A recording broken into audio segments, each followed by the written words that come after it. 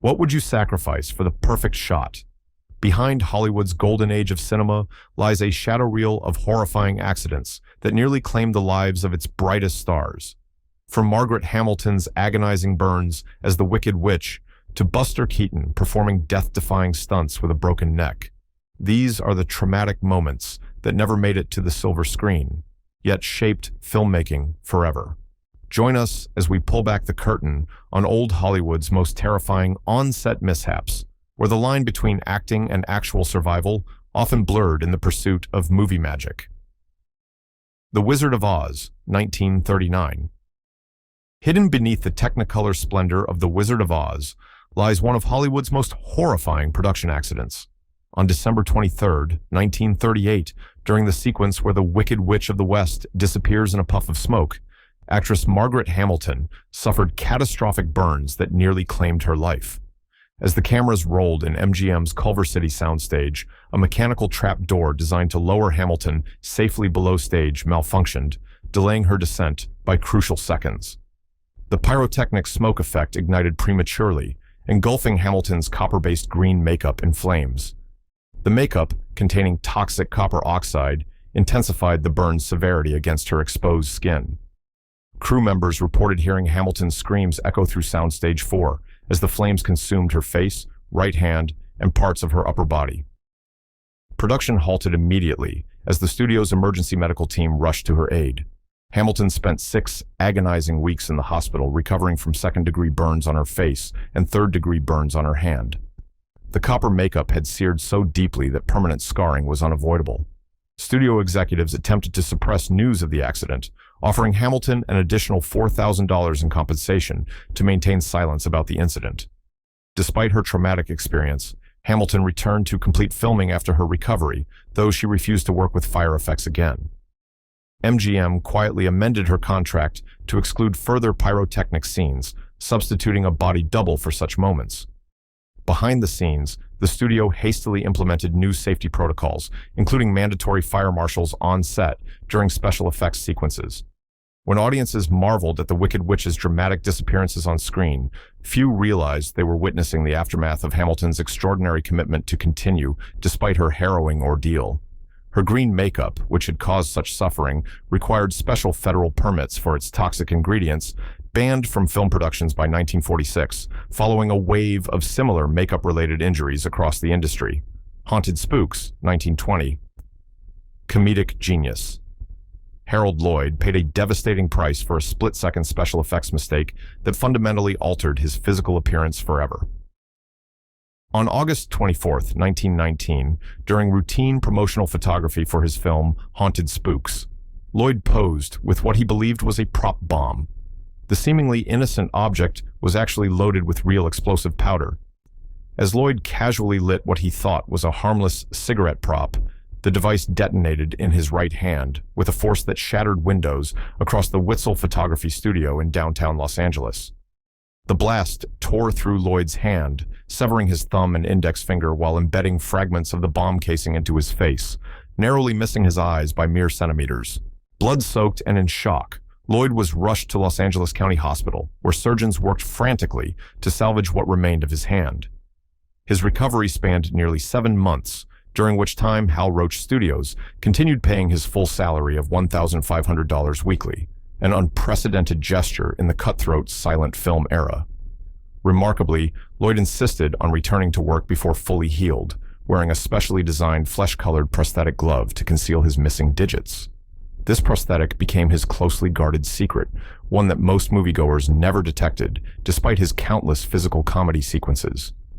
The accident transformed Lloyd's approach to stunts, driving him to meticulously plan each sequence with heightened safety awareness.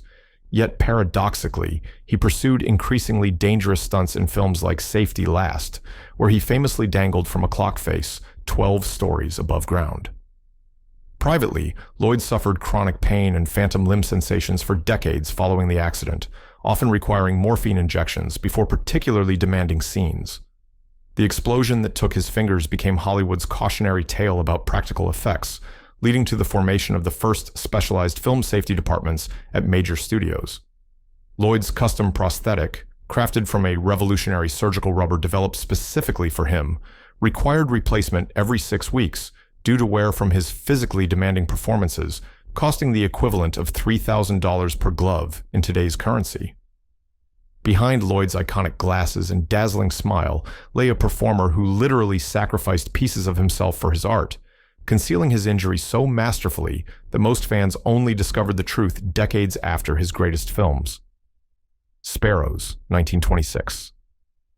America's Sweetheart nearly became its most mourned star when a catastrophic set collapse sent Mary Pickford plummeting 30 feet into treacherous waters. During filming of the harrowing swamp escape sequence in Sparrows on February 12, 1926, Pickford stood atop a rickety wooden scaffold constructed over an artificial swamp on the United Artists' backlot. The scene called for Pickford to carry a small child actor across the makeshift bridge while being pursued by villainous characters. As cameras rolled and a dozen crew members watched from nearby platforms, the central support beam splintered with a sickening crack. Witnesses described how Pickford instinctively clutched the child actor to her chest as they crashed through 3 layers of scenery before plunging into the murky artificial swamp below. The 12-foot deep water, deliberately darkened with molasses and coffee grounds for visual effect, concealed dangerous metal framework and construction debris beneath its surface. Grips and cameramen dove into the contaminated water as Pickford disappeared below, weighed down by her period costume, which had absorbed over 40 pounds of water. Production manager John W. Considine Jr. later testified that Pickford remained submerged for nearly 90 seconds before crew members located her in the opaque water.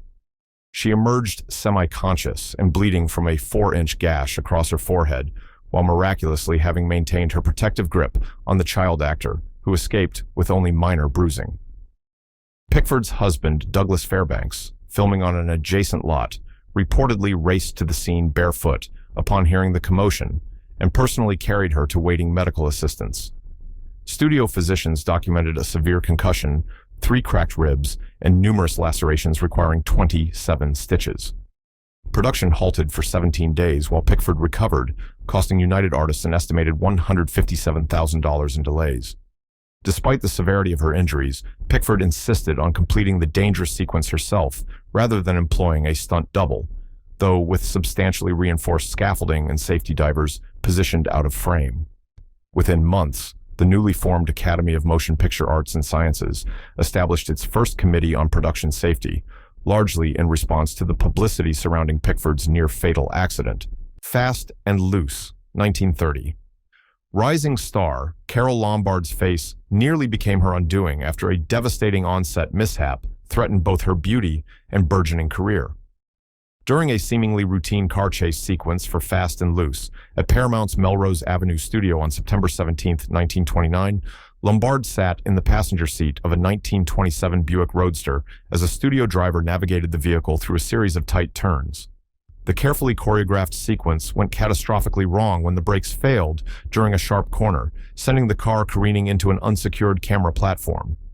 Stagehands watched in horror as the vehicle's windshield shattered on impact, sending razor-sharp glass fragments into Lombard's face with such force that several shards embedded completely beneath her skin. The 21-year-old actress was rushed to Cedars of Lebanon Hospital, where surgeons worked desperately to remove dozens of glass fragments from her left cheek, upper lip, and forehead. Initial medical assessments suggested permanent, disfiguring scarring that would likely end her on-screen career, a devastating prognosis for an actress whose beauty had been central to her rapid rise in Hollywood. Paramount executives immediately began recasting her upcoming roles while publicly claiming Lombard had contracted influenza to conceal the accident's severity. In a remarkable turn of events, pioneering plastic surgeon Dr. Walter Berman, who had developed innovative facial reconstruction techniques treating World War I veterans, took interest in Lombard's case. Over 7 painstaking procedures spanning 4 months, Berman meticulously reconstructed damaged tissue and minimized scarring through groundbreaking subcutaneous stitching methods. Studio makeup artist Max Factor personally developed a revolutionary formula to conceal her remaining scars, mixing theatrical pancake with medical-grade concealers previously unavailable in cosmetics.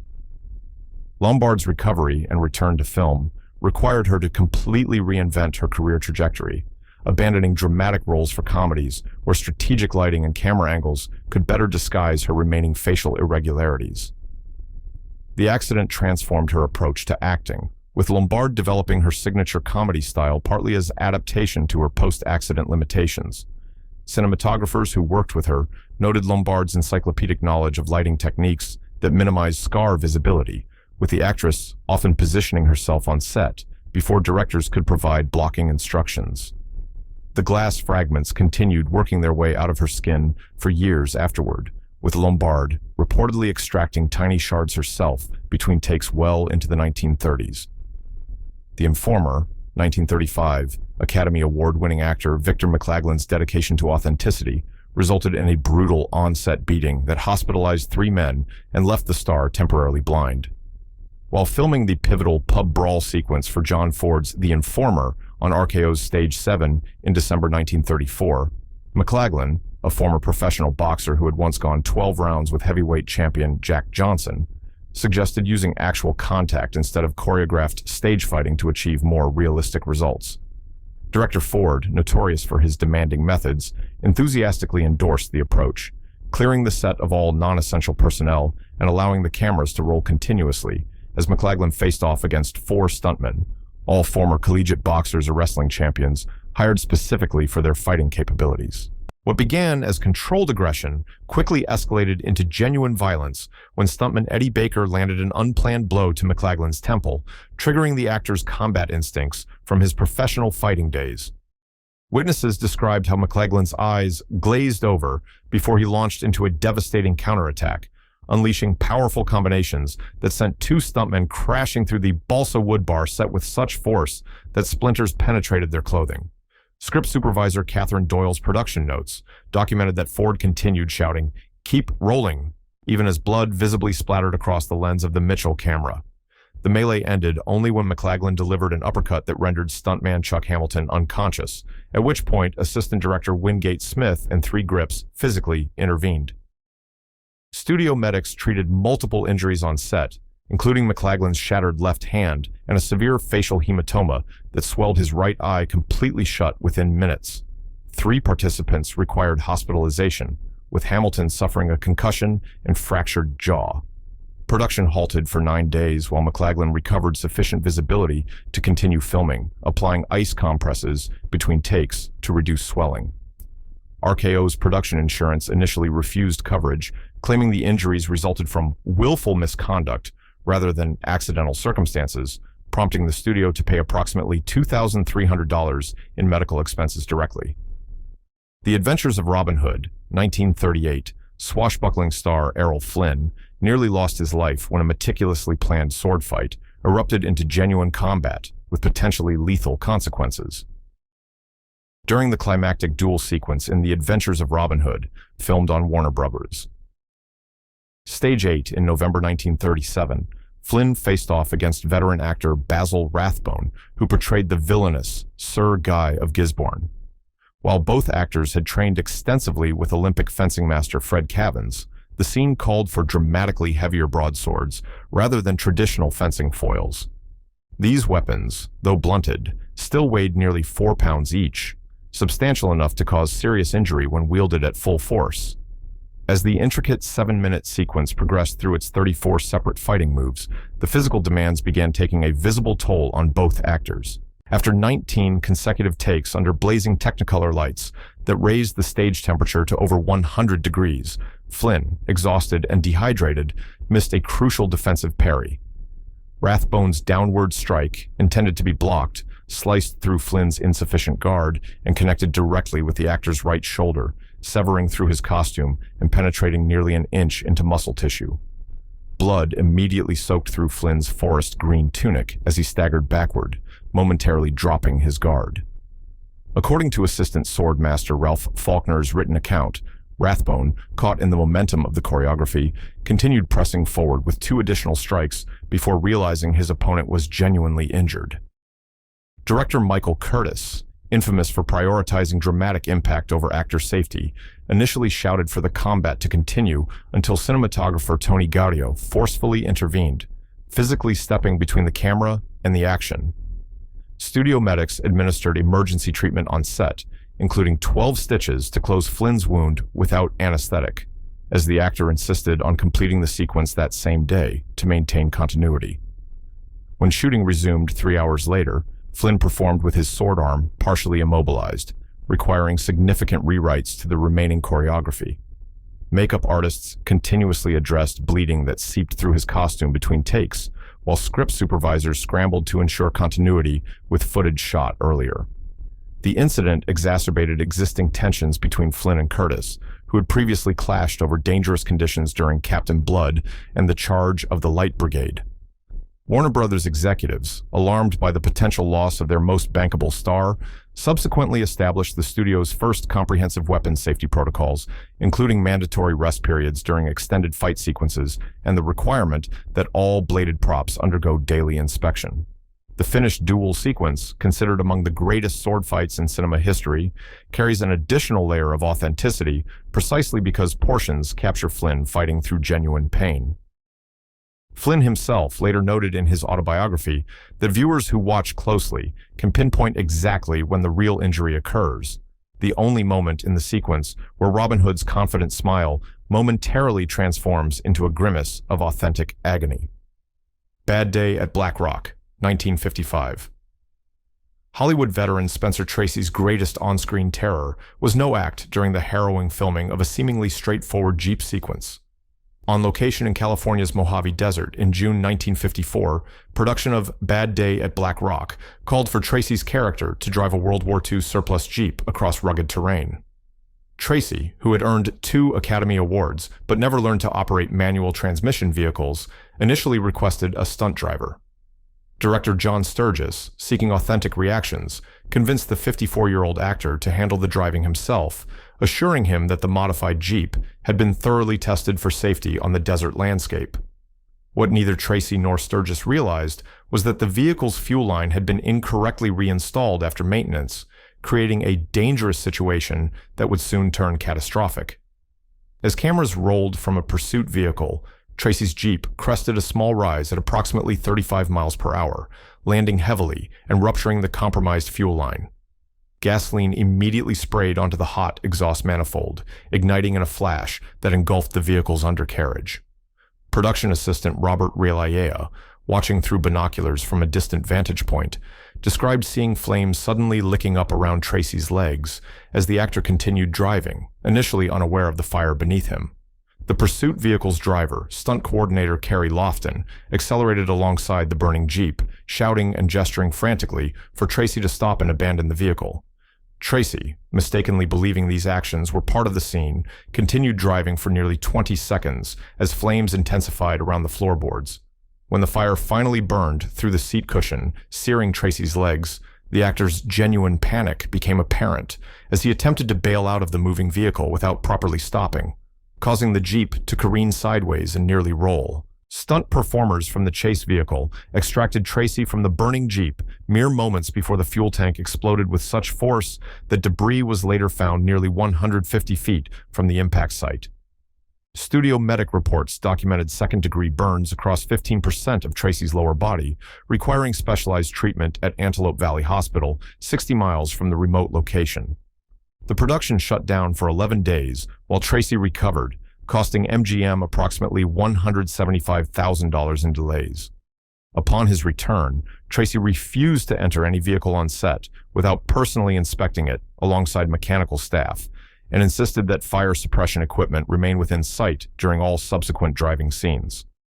Director Sturges later acknowledged that Tracy's performance gained substantial authenticity following the accident, as the actor's genuine wariness and vulnerability became integral to his portrayal of a disabled veteran. MGM's subsequent internal investigation resulted in new protocols requiring third-party safety inspections for all vehicles used in primary actor transportation, regardless of whether cameras were rolling. Tracy himself never publicly discussed the incident, though colleagues noted he refused all driving scenes in his 6 subsequent films. The final cut of Bad Day at Black Rock incorporated some footage from immediately before the accident, with observant viewers noting the moment when Tracy's expression shifts from composed determination to genuine alarm, the exact point where fiction transformed into terrifying reality. Singin in the Rain, 1952. Beneath the joyful splashing of cinema's most iconic dance sequence lay a performer battling potentially deadly conditions that studio executives desperately concealed from the public. When Gene Kelly performed the legendary Singin' in the Rain sequence on MGM's backlot New York Street in October 1951, he was suffering from a raging fever of 103 degrees caused by influenza that had swept through the production. Kelly had postponed filming the physically demanding sequence for 2 days as his condition worsened, but mounting budget concerns from producer Arthur Freed forced the schedule forward despite the star's deteriorating health. Studio physician Dr. Marcus Rabwin strongly advised against proceeding, documented in production notes as warning that Kelly's compromised immune system faced potentially severe complications from extended exposure to artificial rain and cold night conditions. The sequence required Kelly to dance through artificial downpours created by overhead sprinklers while wearing a wool suit that quickly became waterlogged, adding nearly 20 pounds to the burden on his already exhausted body. Makeup artist William Tuttle recalled applying heavy pancake foundation continuously between takes to mask Kelly's pallor, while heating lamps positioned just out of frame provided brief warmth before cameras rolled again. Director Stanley Donen later revealed that the shoot extended over 15 hours in increasingly cold night conditions, with Kelly's temperature fluctuating dangerously throughout. By the final takes around 4:30 a.m., Kelly was visibly shivering between camera setups, while costume assistants wrung literal cups of water from his socks and supplied replacement clothing. The milk mixed with the water to create more visible rain on camera had begun curdling under the hot lights, creating a distinctly unpleasant odor that reportedly caused Kelly to vomit twice during filming. Production assistant Kathleen Freeman documented that Kelly completed 32 separate takes of the sequence, with his physical condition deteriorating so notably that editors later used predominantly footage from earlier attempts. The famous lamppost dance, appearing effortless on screen, was filmed when Kelly's fever had spiked to nearly 104 degrees, requiring an oxygen tank to be kept just off camera. Immediately after director Donen called the final cut, Kelly collapsed on set and was rushed to St. John's Hospital in Santa Monica, where he was diagnosed with severe pneumonia, requiring a week of inpatient treatment. MGM executives, fearing negative publicity surrounding their decision to continue filming despite medical advice, released a statement claiming production had paused for scheduled rehearsals. The truth emerged only decades later, when assistant choreographer Gene Coyne revealed that Kelly had performed while seriously ill, resulting in complications that plagued his respiratory system for years afterward. Kelly himself later acknowledged the physical toll, noting in a 1975 interview that he could still feel that night's rain in his joints during cold weather. What audiences perceive as Kelly's triumphant splash through puddles actually documents a performer pushing through potentially life-threatening conditions, creating cinema history while literally dancing with death. The sequence later became the centerpiece of MGM's promotional campaign, with none of the cheerful posters hinting at the genuine suffering captured in every rain-soaked frame. Ben-Hur, 1925. Hollywood's deadliest day of filming unfolded during the spectacular chariot race sequence for MGM's silent epic Ben-Hur, in what became the industry's most carefully concealed mass casualty event. On a specially constructed arena set in Culver City in June 1925, second unit director B. Reeves Eason assembled over 200 extras and 40 charioteers for what was planned as the most expensive action sequence ever filmed. The massive undertaking required 5 camera operators positioned strategically around the dirt track, with instructions from producer Louis B. Mayer to capture speed and danger unlike anything seen before. To achieve this vision, professional drivers were substituted with inexperienced extras, willing to work for standard daily rates of $5 rather than the higher fees demanded by stuntmen, while the custom-built chariots used lightweight materials that sacrificed structural integrity for greater velocity. The catastrophe began during the third take, when a chariot driven by extra James Hagney struck a camera platform at full gallop, causing a chain reaction as horses and vehicles piled into the obstruction at speeds exceeding 35 miles per hour. Eyewitness Fred Niblo Jr. described chariots splintering like matchsticks as panicked horses dragged drivers across the arena floor. The lightweight aluminum wheel hubs, designed for visual appeal rather than safety, collapsed under stress, sending metal shrapnel through the air with lethal force. Production records indicate that 5 drivers suffered critical injuries requiring hospitalization, while dozens of extras sustained significant trauma ranging from broken bones to severe lacerations. Most disturbing were contemporary accounts from set nurse Lillian Deacon, documenting that 3 extras died at the scene, information MGM executives successfully suppressed through financial settlements with victims' families that included strict confidentiality clauses. Studio physician reports obtained decades later confirmed that 2 additional participants succumbed to injuries in hospital within days, bringing the official death toll to 5, though some film historians suggest the actual number may be higher. Remarkably, filming resumed just 2 days later with modified safety protocols and replacement extras, many unaware of the previous disaster. The production's insurance provider attempted to cancel coverage following the incident, prompting MGM legal counsel to threaten countersuits for breach of contract. To preserve public relations, studio publicists fabricated stories about injuries being limited to bumps and bruises, while simultaneously imposing unprecedented security measures around the set, including confiscation of all personal cameras. When the completed sequence appeared in theaters, audiences were thrilled to hear what critic Mordaunt Hall called the most spectacular scene ever committed to film. Utterly unaware they were witnessing footage intercut with a genuine disaster that had claimed multiple lives. The incident prompted the first industry-wide safety regulations for action sequences, though these remained largely voluntary until the 1940s. The Private Life of Don Juan, 1934, aging swashbuckling star Douglas Fairbanks. Sr.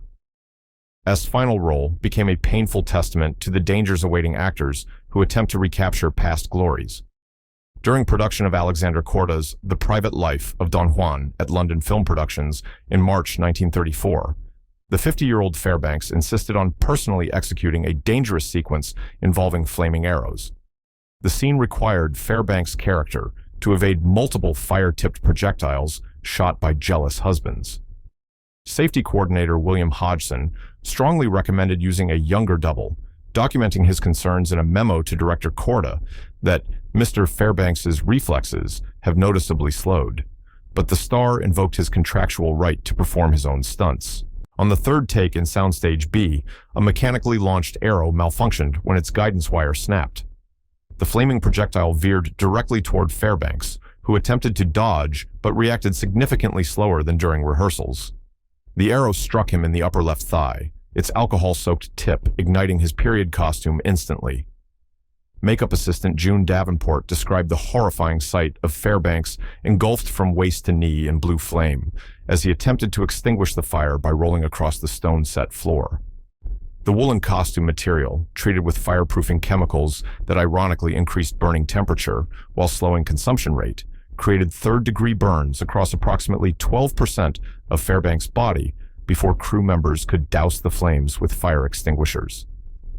Production medic reports documented severe burns requiring skin grafting, with Fairbanks spending 17 days in London's Wellington Hospital before returning to the set against medical advice. Director Korda substantially rewrote remaining scenes to accommodate the actor's limited mobility, employing body doubles for full-length shots while keeping Fairbanks primarily seated or stationary in reconstructed scenes. Makeup artist Stuart Freeborn developed specialized techniques to conceal Fairbanks' ongoing wound care, applying collodion-based materials over bandages to create the illusion of unblemished skin in close-ups. Despite these accommodations, Fairbanks suffered constant pain throughout the remainder of filming, with assistant director David Lean noting the actor required morphine injections before particularly demanding scenes. The injury accelerated Fairbanks' professional decline as he found himself unable to perform the athletic feats that had defined his career. His subsequent retirement from leading roles came directly from the realization, as he wrote in a letter to Mary Pickford, that "my body can no longer cash the checks my ego continues to write." The film's commercial failure further compounded the tragedy, with critics specifically noting Fairbanks' curious stiffness without realizing they were witnessing the effects of genuine injury. Stardust, 1940. The tragic irony of Linda Darnell's life lies in how precisely her horrifying film accident foreshadowed her eventual death.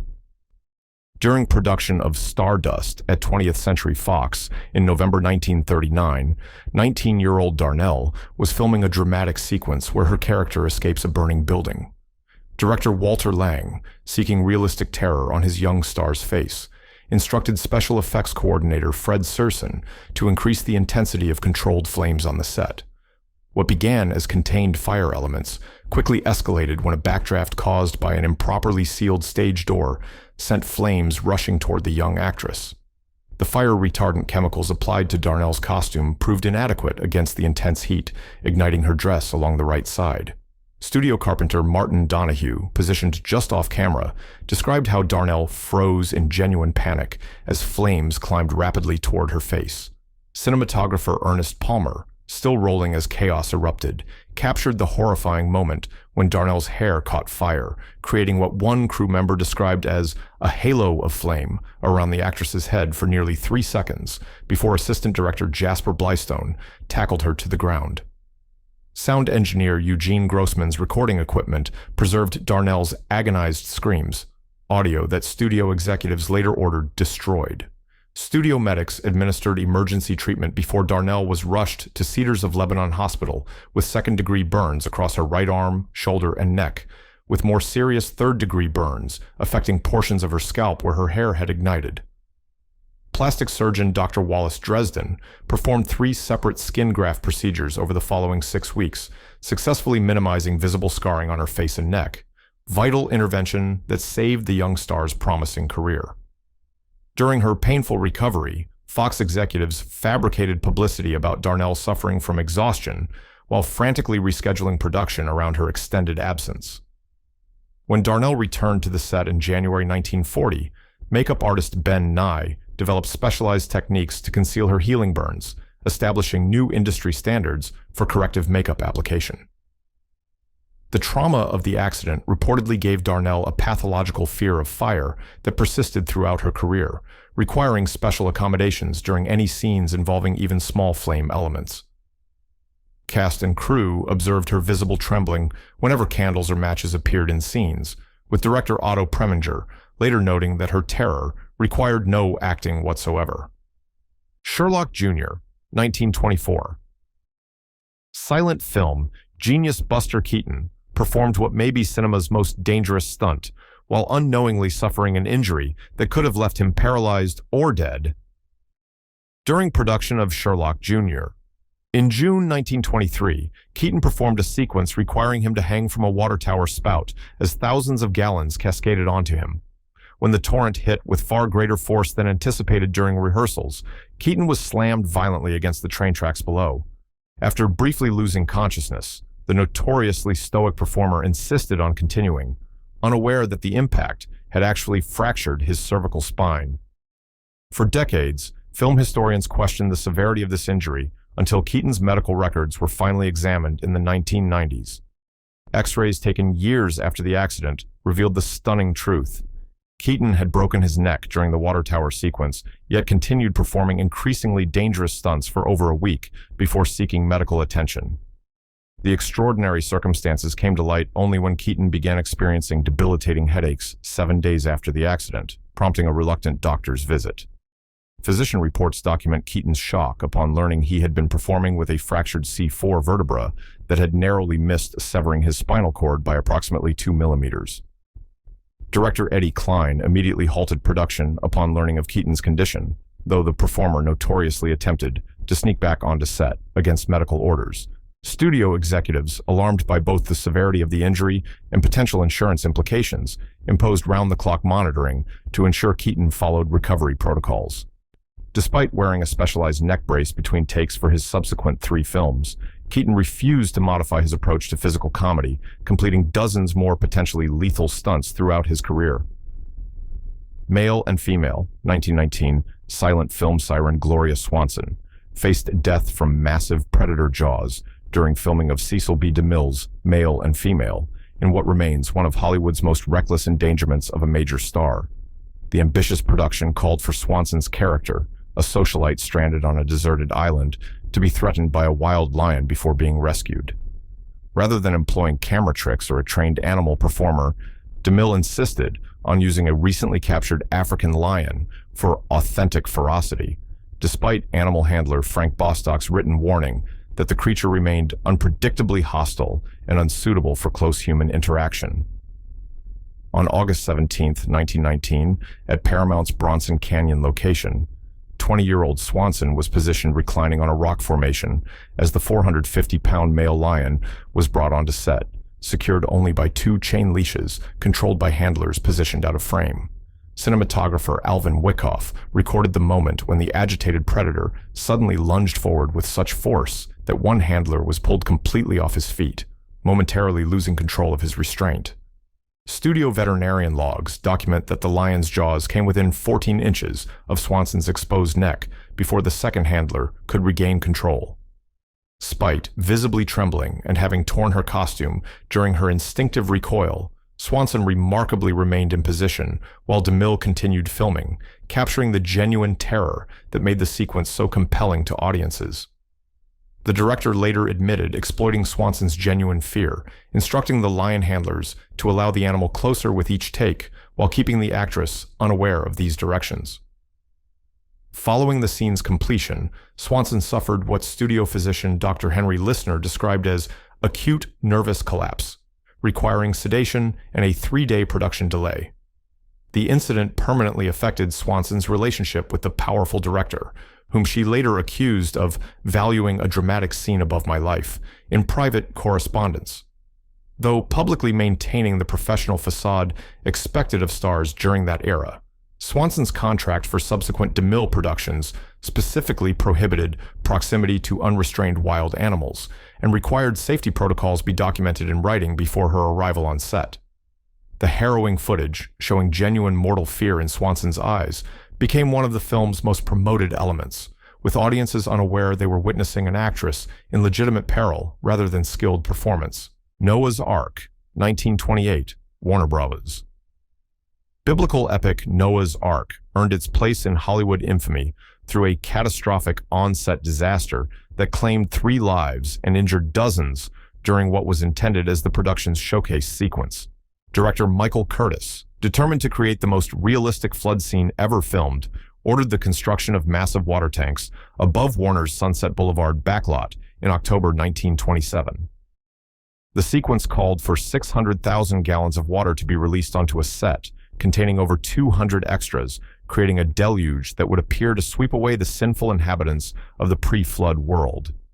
Studio engineers raised concerns about the tank's support structures and the lack of safety measures for performers, documented in production manager Jack L. Warner's rejected request for additional safety platforms and harnesses. Curtis, notorious for prioritizing spectacle over safety, allegedly responded to these concerns by stating, "They can swim, can't they?" before ordering the sequence to proceed as planned. On October 31st, Assistant Director William McGann gave the signal that released the massive wall of water with a force significantly exceeding engineering estimates. The deluge struck with such violence that it immediately destroyed protective barriers intended to break the water's momentum, sending the full force crashing directly into unprepared extras. Witnesses described seeing performers swept entirely across the 300-foot set, smashing into camera equipment, set pieces, and electrical apparatus that should have been properly secured or removed. The most horrifying accounts came from electrician Thomas Pratt, who documented seeing several extras pinned underwater beneath collapsed scenery, unable to surface as additional water continued pouring onto the set for nearly 40 seconds before emergency shutoff protocols could be implemented. When the waters finally receded, the human toll became apparent. Studio medical records confirmed 3 extras drowned, while dozens more suffered injuries, ranging from broken bones to near drowning requiring resuscitation. Most troubling were reports that Curtis continued filming throughout the disaster, instructing camera operators to capture the genuine panic and struggle as extras fought for their lives, believing these moments would enhance the sequence's realism. Warner Brothers executives immediately suppressed news of the fatalities, offering substantial settlements to victims' families contingent upon confidentiality agreements. The aftermath brought consequences beyond the immediate tragedy. Actress Dolores Costello developed severe pneumonia from extended immersion in the contaminated water, suffering long-term respiratory damage that some medical historians suggest contributed to her premature death decades later. The Spanish Dancer, 1923. Polish-born silent film vamp Pola Negri's dedication to authentic period appearance resulted in one of early Hollywood's most agonizing chemical disasters. During production of The Spanish Dancer at Paramount in July 1923, Negri sought to achieve the historically accurate pale complexion favored by 17th-century Spanish nobility. Rather than relying solely on makeup, the methodical actress employed a technique she had learned in European theater, applying a diluted solution of lead acetate and vinegar directly to her skin, creating a striking alabaster effect through what was essentially controlled chemical bleaching. Makeup department records document that Paramount artists initially refused Negri's request to provide such compounds, citing known toxicity concerns.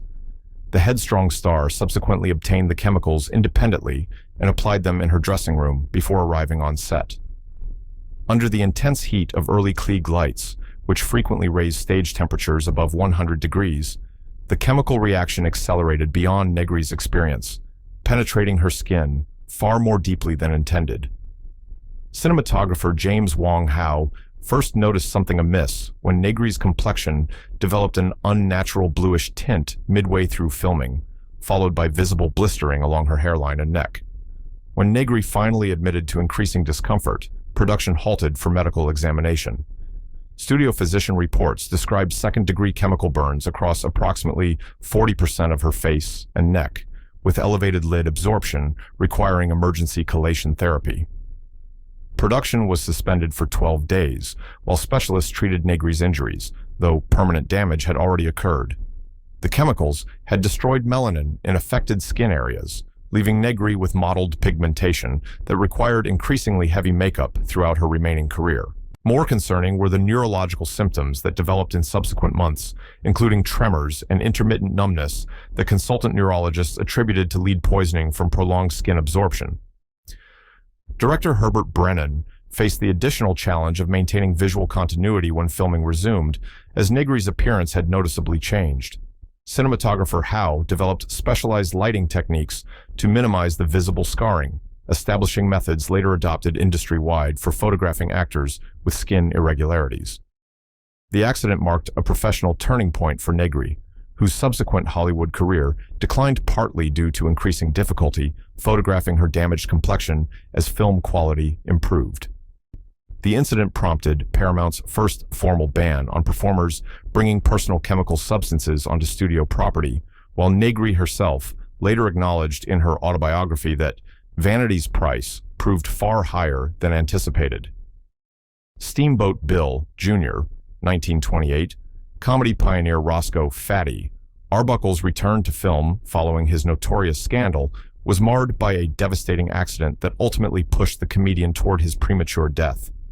Working uncredited as co-director on Buster Keaton's Steamboat Bill, Jr. In December 1927, Arbuckle personally demonstrated a complex physical gag requiring an actor to appear crushed between a revolving steamboat paddle wheel and the dock. During this demonstration on United Artists' backlot water tank, a critical timing miscalculation resulted in Arbuckle becoming genuinely trapped within the mechanism's moving parts.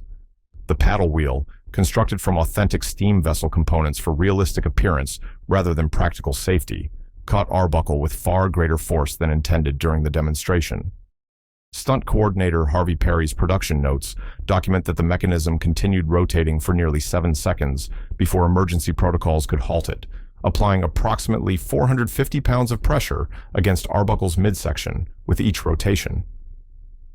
When finally extracted, Arbuckle displayed symptoms of severe internal trauma, including respiratory distress and abdominal rigidity, indicating likely organ damage.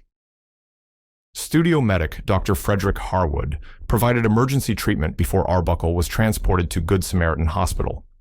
Medical records released decades later confirmed multiple severe internal injuries, including a ruptured spleen, 3 broken ribs, and extensive internal hemorrhaging requiring emergency surgery. Most concerning were lacerations to Arbuckle's liver and pancreas, organs already compromised by years of alcohol abuse following his career destruction. Against medical advice, the comedian checked himself out of the hospital after just 4 days, determined to complete his uncredited work on the production, despite ongoing complications including jaundice, indicating continued liver dysfunction. Arbuckle's health deteriorated rapidly in subsequent months, as internal injuries exacerbated his existing medical conditions. By the time Warner Brothers finally approved his return to screen performing in 1933, he had developed significant cirrhosis and pancreatitis that his treating physician, Dr. Wesley Campbell, directly attributed to the compounding effects of the paddle wheel trauma. The comedian completed just one short film before his death from heart failure at age 46, with autopsy findings confirming extensive internal scarring consistent with traumatic injury superimposed on organ disease. In a particularly tragic irony, the paddle wheel sequence that contributed to Arbuckle's demise never appeared in the final cut of Steamboat Bill Jr., deemed too dangerous for principal performers following his accident. The incident represented a cruel final chapter in Arbuckle's troubled career, a pioneering filmmaker reduced to demonstrating dangerous stunts under an assumed name, ultimately sacrificing his health for a film that wouldn't acknowledge his contribution, creating yet another forgotten casualty of Hollywood's relentless pursuit of entertainment at any cost. These harrowing stories remind us that the films we cherish came at an extraordinary human cost, forever changing how movies are made. If you found this journey through Hollywood's darkest production secrets fascinating, please like this video and subscribe to our channel for more untold stories from entertainment history. Share with fellow film buffs who appreciate the true sacrifices behind cinema's most iconic moments. Until next time, remember, the most compelling dramas often unfolded when the cameras weren't supposed to be rolling.